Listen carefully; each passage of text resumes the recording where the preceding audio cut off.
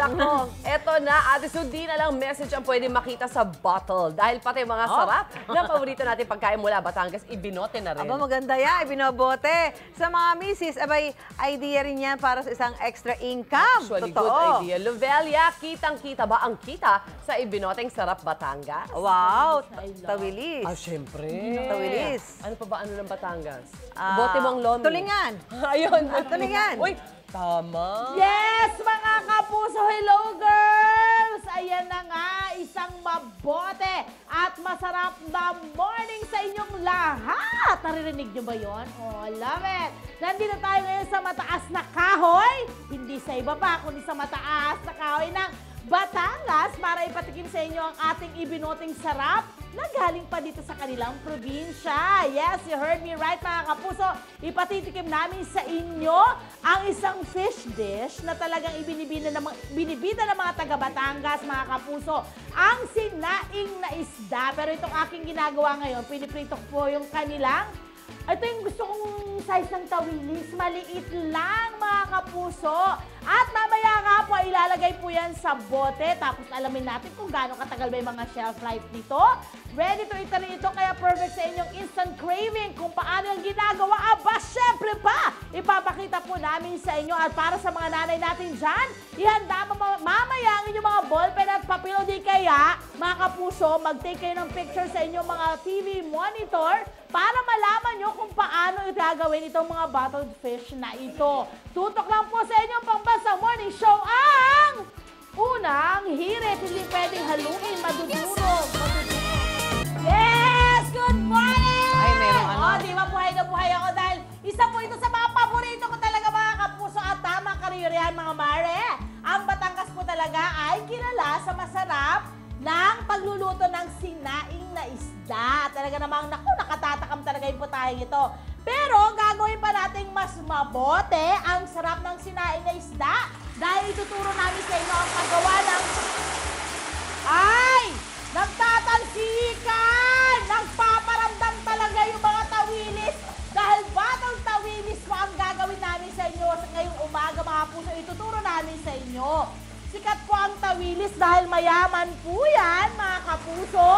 Dito, sa Taal Lake, ang isang ito makikita, diba? Sa Taal Lake. Masarap din po itong gawing sinaing. Kaya naman talaga, sinasaing din ng tawilis. Oo, sinasaing po talaga ang Oy, tawilis. bongga! Gusto ko yan. Ngayong umaga ito mga kasama natin, Sir Nestor Velasquez, Opo. ng Pamana, Sinaing na Tulingan at Tawilis para ituro sa atin. Ready na kayo, mga mami?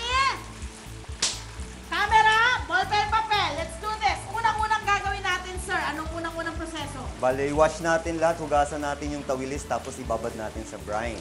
Oo, guys, yung pag-clean ha, hindi tatanggalin yung hasang tsaka Tama. yung kanyang tiyan. Kasi kung hindi madudurog, wala na kayong makakain. Wala Okay, nang makakain. next na gagawin, brining, tama? Tama po, brining, babad natin sa brine.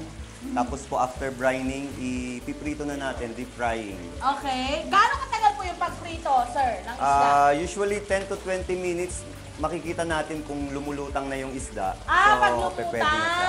I love it. At susunod naman po dyan, sa pagprito ay tinatawag nilang filling. Filling. Nothing more than filling. Pero ibang filling to. Paglalagay ng mga tawilis sa bote. Ano pa po yung ibang mga nilalagay doon, sir? Yung traditional natin, so may bawang sibuyas tayo. Siyempre, ang pinaka-importante yung ating kamyas na tuyo. Totoo Yun! Yan Ito, yung nagbibigay ng kamyas nila, flavor. sir, pinatuyo nyo na! Oo, tama. Kaya lalong masarap yan, guys. Naku, ang galing talaga ng dish na to. Okay, pagkatapos po ng filling, ay pupunta tayo sa canning. Okay, Oo, yan canning. siya, canning. Yung canning naman, mga kapuso, ay yung pag-steam. Okay, nakabang na dito yung aming isang cameraman. Ito po yung kanilang malaking, anong tawag Canner. mo dito sa Pressure canner. Pressure, para siyang pressure cooker, pero Na malaki. pressure canner ang tawag ni Sir Nestor. So ilalagay lang po yan, sir? Yes po. Ayan! Gano'ng katagal ang paglalagay po sa Usually, bago marating niya yung temperature, mga 30 minutes, tapos 90 minutes siyang lulutuin. ganun din pala. Tapos, pagkatapos po niyan, sir, tapos na. Tapos na, Palalamigin na palalamigin na natin. Okay. Bukas natin siya hugasan. Sir, sara lang po natin. Okay. Okay. At, ayan, eto na tayo. Ang isang batong tawilis ay kayang tumagal ng how many years, sir? Naku po, 2 taon po umaabot yan. It's Oh, commercial stereo. wow! Napakaganda! Pero kung halimbawa lang po, wala naman silang pangkaning. Alam mo naman mga mag-uumpisa mga nanay. Siyempre wala pa sila talagang mga gamit.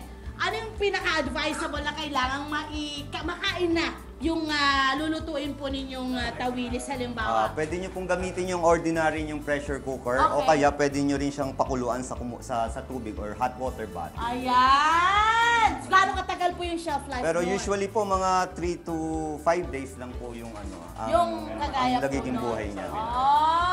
Okay mga kapuso. Ayan, bukod po sa Batong Tawilis, meron din po sila. Eto na, ang paborito ng lahat. Batong Tulingan. Ang bawat bote po niya ay nagkakahalaga ng 100 piso. Kaya naman talagang abot kaya at hindi nakabubutas ng bulsa ang presyo. Ay, ano pang hinihintay natin mga kapuso? Tikman natin itong kanila, itong dalawa na. Tikman natin, no? Kung anong lasa. Siyempre, masarap to, no? syempre. Unahin natin yung tawilis. Ayan. Yum. Lagyan natin siyempre ng kamyas. Okay, guys. Ayan, tikman natin. Oh my gosh, ang sarap. Kanin pa nga. Okay. Next, sarap. Ang sarap. Thank you po. Okay, next natin yung ating tulingan. Sorry, wala na akong... Grabe, ito yung pati yung... Yung buto, nakakain yan. Pati yung niya, tinik, nakakain. Ayan, yung tinik niya. Oh my God, ang sarap nga. Wala talaga. Okay,